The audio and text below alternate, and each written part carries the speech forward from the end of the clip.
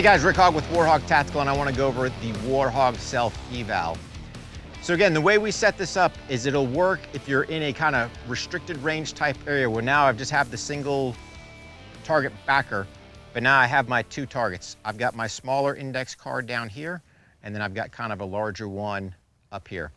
Now I kind of do this by design because typically most shooters are going to shoot this thing from left to right because we're right-handed. That's kind of the easier way to go.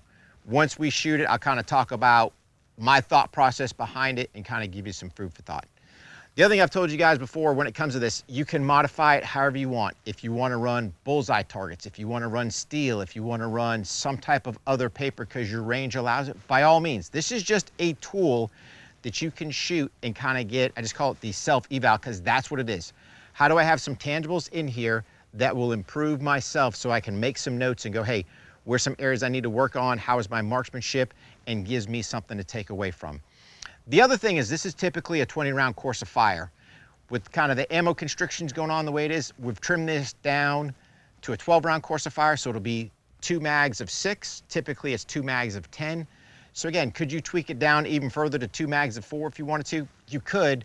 You lose a little bit in there, but again, I understand you've got to kind of make things work with what you have for training available.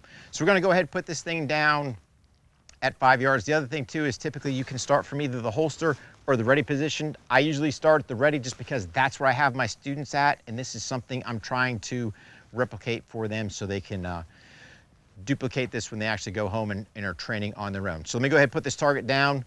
I'll load up, shoot the drill, and then we'll come back, we'll talk about it a little bit.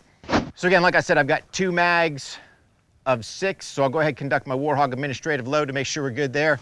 So I draw my pistol out, drive it out. Yep, my dot's good. I lock my slide to the rear, secure my first mag. It's going in, slide forward. Once it's good, I sit there and do my War HOGG check and make sure I'm good. So again, it's critical that you sit there and run some type of timer because we want to use the timer because this gives us our tangibles, and then when we obviously shoot it, that'll give us some type of score there. So we'll go ahead at the ready position.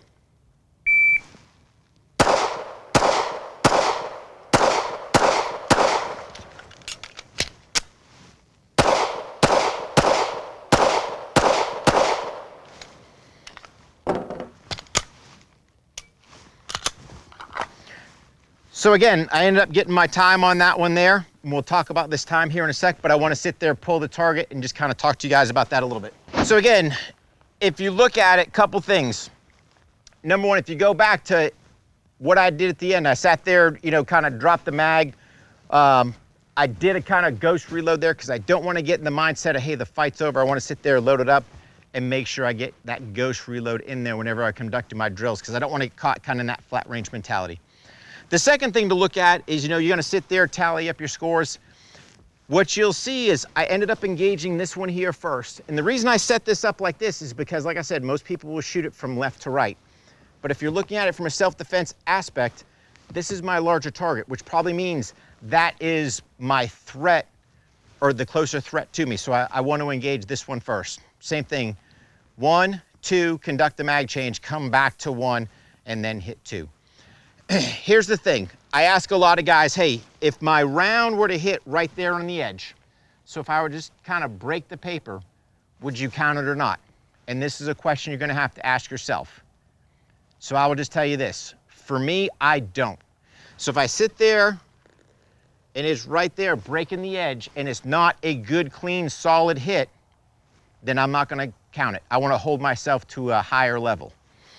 And then what I can do is I can take my pro timer and I can sit there and I can kind of just work my different times. I can look at these times as my tangibles where I can sit there and go, hey, here's my split time as far as on the bigger target. Sitting there, hey, what was my magazine change time? What was my index going from one to the other? So I've got all this data here that really what I want to do is take it, write it down, put it in my training logbook, and if I've videoed this as well, now I've got tangible data that I can take back and go, hey, where do I need to improve? How can I fix it? And I break it down incrementally. Hey, what was my draw to first shot? Or what was my presentation of first shot? How well were my splits on this larger target, on this smaller target? How quick was I going here to here? And how quick was my magazine change? I could add a tack magazine change in there if I wanted.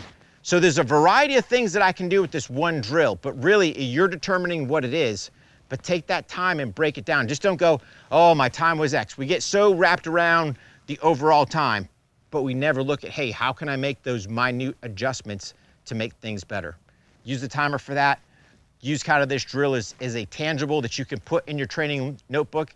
And like I said, whether you're doing a 3-round per target, whether you're doing a 5-round, heck, if you got to go down to 2, I get it, but at least we're doing something for training.